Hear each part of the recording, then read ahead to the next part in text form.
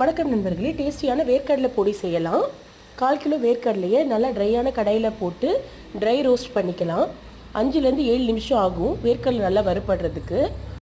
வேர்க்கடலை நல்லா வறுபட்டதும் 4 பல் பூண்டு, 1 இன்ச்சு புளி, 8லேருந்து 10 காஞ்ச மிளகாய் சேர்த்து 2லேருந்து 3 நிமிஷம் மேலும் நல்லா ரோஸ்ட் பண்ணிக்கலாம்.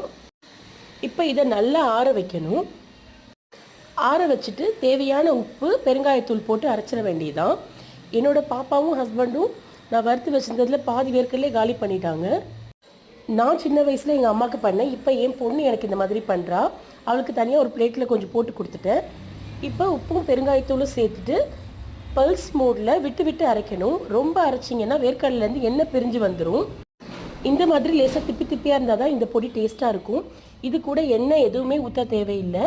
சாப்பாடில் கூட்டு போட்டு பிசைஞ்சு சாப்பிடலாம். எங்களுக்கு இட்லியும் வேர்க்கடலை பொடியும், என்னோடய பாப்பாவுக்கு தோசை மேலே இதை தூவி கொடுப்பேன்.